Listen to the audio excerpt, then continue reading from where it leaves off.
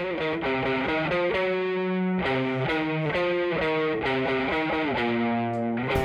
I blink? Can I sweat? Have no skin, I am a wretch. Flesh is gone, done with beating up. Was a man about town until my scalp fell off. It was a holy spell which got to put on me. Never love again, can I feel a thing? I am Mr. Bones. Oh, I am Mr. Bones. Oh, I am Mr. Bones. Wrinkles gone, bones smooth and white. Never used Botox. Oh, I'm feeling good. I will find my love. I will never age. Bones are feeling good. Oh, I am Mr. Bones. Oh, I am Mr. Bones. Oh, I am Mr. Bones.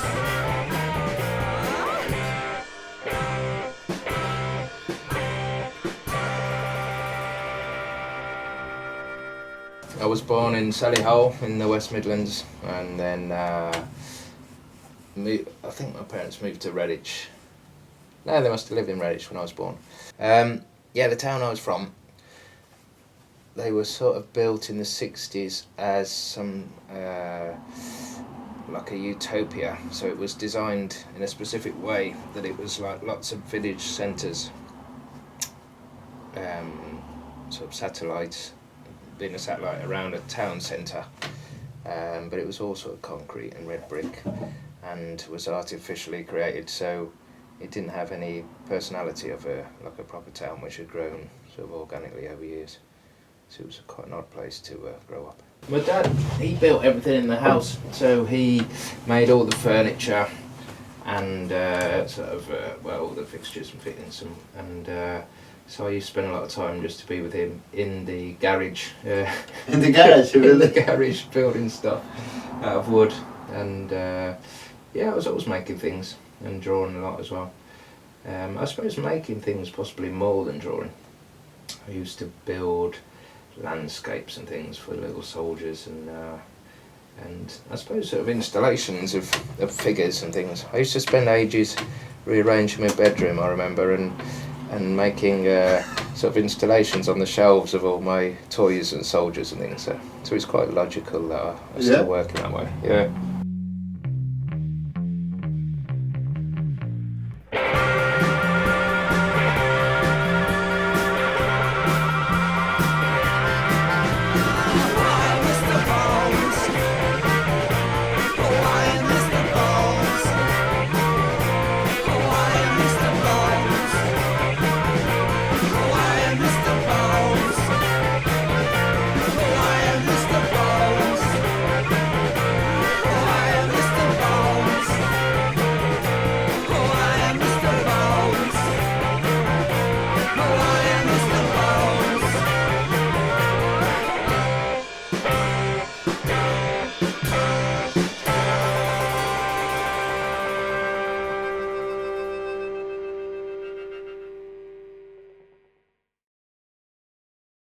I wasn't as academic as my brother and sister, and my parents were quite supportive, so I didn't do A-levels and I went straight into art college and did, it was a bit of a compromise because I was doing illustration and graphic design, which in theory could lead to a proper job where you make money. So I pursued that through a national diploma, then a higher national diploma, and then a degree. And then during the degree was completely put off by the idea of doing graphic design, because it was all, by that point, I was there. When I was studying, it was the introduction of computers pretty much. So on the national diploma in my hometown, we had 2 Apple Macs and everyone was really excited about them, and that was like the first computers you could design on. And I realised to work in that industry you'd be looking at a screen all day, so at that point I spent my whole time in the library reading about Paul Klee and different painters. So as soon as I finished the degree, I just started doing painting and fine art instead. Because most people, if they think you want to be an artist, you think you've got to do some painting. Everyone assumes it's about painting stuff. So I did that for a few years. But the paintings as well, they were often with assemblage. So I often painted on wood and then added objects to them. So that was there from the start, really. Assemblage. When I left the degree, I moved back to my hometown because I finished a year ahead of my friends because I did the degree in a year. And so then I was working in factories in Redditch, making double glazing and packing stuff for Halfords, which they sent off to all their stores, and very mundane, repetitive stuff. And I was just starting to paint then. And I sold my first painting in Malvern, which is a village just outside Worcester, which was actually, I think it was a vase of flowers. It was very conventional, but it wasn't painted in a conventional way, but the subject was. And so then when I moved to Brighton, I still had to work in shops and things, because that happened a year later after a single visit to Brighton. But then I was just painting in all my spare time when I wasn't working, and eventually managed to get a studio in the lanes and just work part-time so I could paint half the time. And then I had my first show, which I sort of funded myself, and didn't sell anything, which has set the course for my whole career. And I completely filled the whole space with paintings, and they're very colourful at the time, all on bits of old wood I found on the street and stuff. And I made this massive sculptural crucifix in the middle out of paintings. And then there were just paintings all over the place, so it was quite an intense sort of a show, which also sort of carries on with lots of putting in lots of things where it's possibly completely unnecessary. But I did through that. I met my friend Shalise, who I'm working with to this day, who's a Galician writer, and he came to the exhibition, and he didn't have enough money at the time, but he kept my card and then came back and bought a painting. So sort of in time you sell stuff. But also it was great that I met him, and when he saw the show, he thought it was Mexican painting, which at the time I hadn't really seen any Mexican painting. And when he walked in the studio and he saw me, he started to speak to me in Spanish because he still thought I was Mexican. And we got on really well, and we've been doing loads of work, performance and things. We're doing a project this year.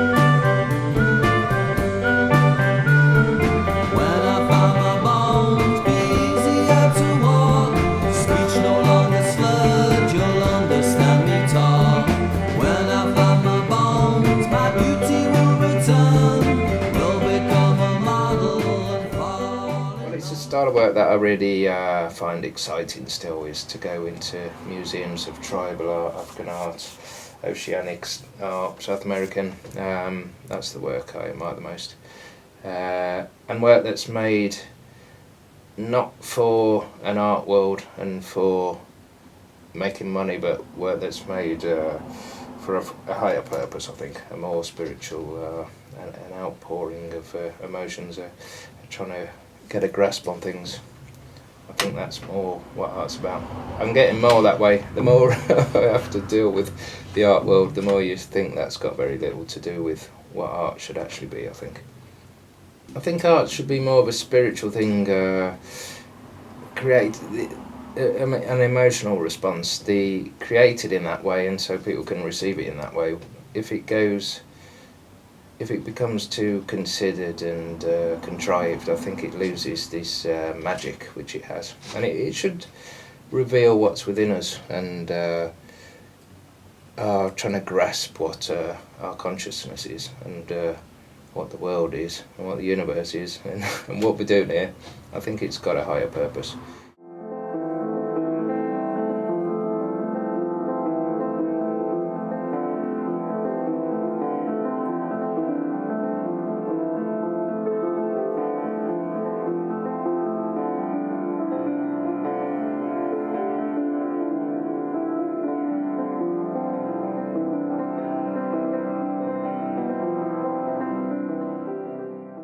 People want to sort of know your style of painting. So if I say when I'd had this first show, which all was paintings, and I spent my whole time just doing paintings in like I don't know, just oils on canvas ideally, then you develop a style which people can follow and understand, and they can then show off that they've got something by this artist because it's recognisable, I suppose. But I'm always experimenting, I suppose, because I do it all day, every day. I'm always wanting to try something. I get really enthused by different things. So suddenly I'll be doing drawings of a particular size, and I'll think, right, I'm going to do. I'll do a series of 300 of these. So I'll get completely into that. If you came to work through instinct, then surely that's how you'd go. Like you see, you're inspired by objects you find and think, like I might find a certain bit of wood and think, right, I've got to make this. Like the first totem, I had a bit of sea defence, and I just thought, right, this would be great. Like I'll make this totem which can stand in a room like as a figure, which you could react to the same height as a person. And then that led to me making another 19 of them, and then led to further. Everything leads to another thing, but you got to go. It's like a Tao approach. You've got to just, if you've got the luxury, do what you feel like doing. Because if you've say got a commission or something, which I don't do, where you've got to do a certain amount of paintings and you come in the studio but you really want to start tying some bones together or something like that, it's not going to be right for the painting because it's not going to be the right time for it. So ideally, you got to work with what you're sort of really inspired by and that you're excited about. Yeah, people always compare it with tribal art from all different places. So whether it's the Canadian, the people in Canada, or the Aboriginals, or the Africans, or the Mexicans, it seems that people see similarities, which is because it's about the fundamental things, I suppose, that these aspects. That when people create with a base inspiration, they're gonna use similar objects and similar sentiments, which is the inspiration. Because it's the beauty in all these objects you find, which are discarded, and because I don't really use man-made things particularly. It's all stuff from nature. So yeah, there's just a story behind each one, and the textures and the colours you find. You can't go wrong when you're working with pieces of old wood and bones. And I suppose the man-made aspect comes into things like this yokes, where the wood itself's been made into something that can be used for something else. Yeah, yeah. But then it has even more character, because you've got the character of the wood that grew, and also the character of how it was made into a useful object, and then how it was worn by serving that use.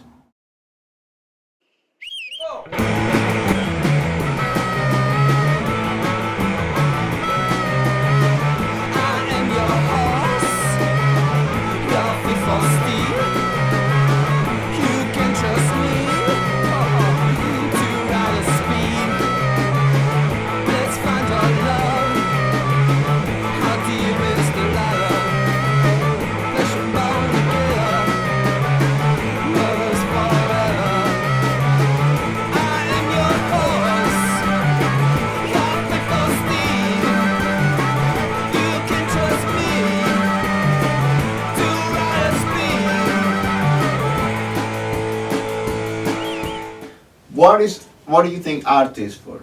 For who is really art? I think I'm getting more and more to think it's purely for the person who's making it. Like it's the joy of making the thing. And if people appreciate it as well. But I saw years ago, I went to a talk by this fellow Billy Childish, who's a musician and a writer and an artist. And he said the worst thing you could do as an artist is to think of how your work's going to be received, like think of the public as you make it. And he's completely right. It's because then you'd be likely to sort of tailor it to please people, and hence that's why we've got the art that we complain about. Whereas if you just forget about people's looking at it and you just express this thing that's within you that you want to release, then that's a purer and more proper form, I think. What is the strongest way of art that you can think of? Like the most meaningful, the most powerful, the most... Music. Music, yeah? Yeah, by a long way. I think music's the highest form of art. It's the most emotive. Music's more likely to have you weeping more regularly than... It's very rare you go and look at a painting and have a cry about it. And I can see that in your work you use constantly wood, bones and other materials. Tell me about that. I suppose the main reason is to use something that already comes with a story, that's also part of... It's pretty much made of the same, substances that I'm made of. So that's what this shaman coat is about, the fact that we're part of the earth and our molecules are the same as what's in all these objects, and these are made up of all people that had come before us as well. So yeah, it's all natural objects, natural materials I use. So you can, this is the pig skull number 3, because you can buy them in the butchers, they're £2.50, but you get them the pig's head, so and they're a bit disconcerting because they have very human eyes with the lovely long lashes. This one had lovely blue eyes sort of looking at you, and you just think, oh. And I didn't know, so I got the first one, I bought it at the butcher's, and I didn't really want to deal with it, so it was sort of around on the side for a couple of days, and then I thought, right, before it goes off I better do something about it. So I thought I could boil it for ages, and then the eyes and the brain and stuff would disintegrate and I could get the bones off.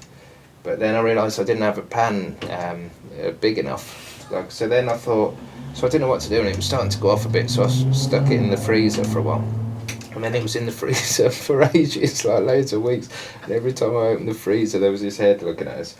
And so in the end it sort of gone beyond sort of doing anything with it. So when I was with my friend driving in the country, and we took it with us and just sort of opened the door as we were driving along and chucked it out the door into a ditch, like we had to somehow get rid of the thing. And then the second one, I was at a wedding in near Milton Keynes it was, and they got this bloke along doing the hog roast. And by this time, like, I'd had a few drinks. This is number 2? Yeah, this was the second one. So that one had been thrown in the ditch in the countryside. And the second one, I asked him, he was having the hog roast, and I said, oh, what are you doing with the head? Like, 'cause it had the head. And he said, oh, you can have it if you want. Like, so, and so he gave it me, and it was sort of all cooked, so it wasn't such a bad condition. But, so I had it in a black bin bag, but from this wedding I had to go straight to visit a lake in London. So I was sort of got off the train in London. I was walking around London with this pig's head in a black bin bag, and after a while it just got too much because we weren't going home. There was nowhere I could put it, so I had to just sort of drop it off in a bin, like in the central London. There's another pig's head in the bag, and this one I bought in the butcher's again. And this time I got a friend, a friend of a friend, the only person we knew with a decent garden in this town, to bury it. And it takes a year, that's just a year to get it to that stage.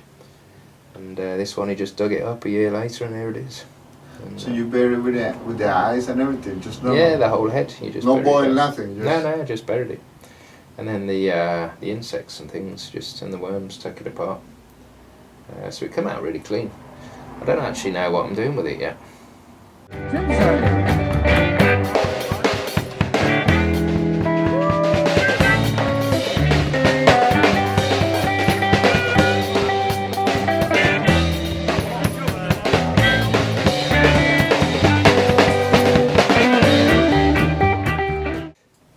very happy. I love doing the work. It's the great job. It's a pure luxury to get up in the morning and think, right, what shall I work on now? It's it's wonderful. And the money, it doesn't matter not to have much money. If you can, there's many people I know who are earning plenty, but when you're doing something you don't enjoy, that's all your time, and that's no good. That's your whole life, really. Yeah. As long as you can eat and survive and with a roof over your head, that's all right. You just got to, but then it's hard in this world to do what you like to do. And many people won't accept to have much money. But then we live a lot richer and more comfortable lives than most people in the world, so it's nothing to complain about. I mean, people always, they say my work, they find it quite dark, but I've never felt that way. I don't sort of go out my way and think, right, I'll put this scary mask and loads of bones and I'll make something terrifying. It's always, I suppose I always just follow the objects and follow their command almost of how things are put together. And I always do it with great, because I enjoy it so much, with great pleasure, so there never feels to be any kind of darkness to it.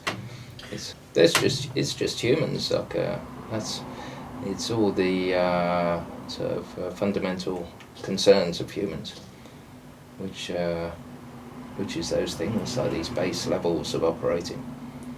That's why there's so much sexual imagery in the work, because this is what people are thinking about most of the time. They're purely, again, done sort of automatically, so they're almost informing me of what I'm feeling, I suppose. When they draw themselves, you sort of learn about them afterwards. They're all drawn on a book by a single, like a Galician artist. It's his diary from 1921, and I did most of them in Athens when I went for my birthday one time. And I just drew on top of his drawings and distorted them and made new characters out of them. So that's sort of, it's really one piece, that. Yeah, it should be, because they're all made from a single book. It'll be like the 100-year anniversary in 2021, so I'm going to see if I can talk to, there's a museum of him in Santiago. So I'd like to suggest that other artists get the book as well, and draw on top of it themselves and see how you'd alter it in different ways. It'd be really interesting. Well, the hope's in the joy you get from making the art, and if you consider, like I said before, if you consider how it be received, then you're putting a pressure on an activity which shouldn't have any pressure like that. It should be purely an outpouring of a internal sort of emotion and a need to express something, to sort of try and make sense of what we're doing here. That's the purpose of it. And it's used in all kinds of therapies with all kinds of people's, like with brain injury and all different trouble and people in prison and whatever. And it always does people a great deal of good, because you, like I was saying as well, that when you create work, you start to understand yourself more, and that's what it's about. If you start considering the art world and making a living out of it and all this kind of thing, it will purely destroy this thing which is the beauty of making art. So yeah, people should just carry on regardless of any kind of external pressures, and just follow what you want to do. And also, you shouldn't feel, another thing I've learnt after years is that you shouldn't push a work. If you're sat in front of a painting which has been going really well and you can't think of what to do, and you think, oh God, like what should I do next? You should just leave it, because there's always a time when you just can't help but to create and make marks and things, and you're best to wait for that time. There's no point to, if the muse isn't with you, then move on to something else. Create when you can't help but create. Don't force it. That's what I tell them. God damn it.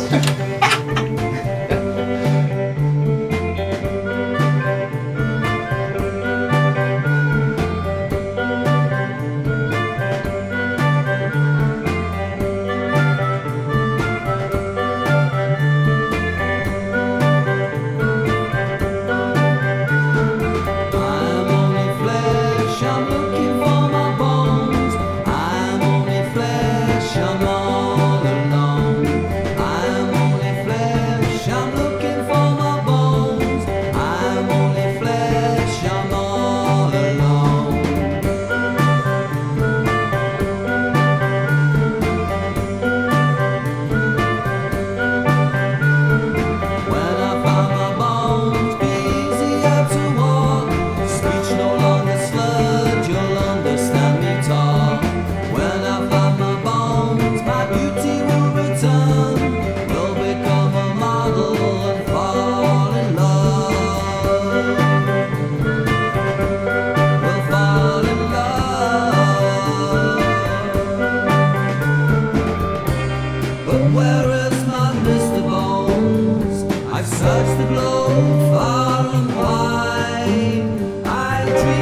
dream.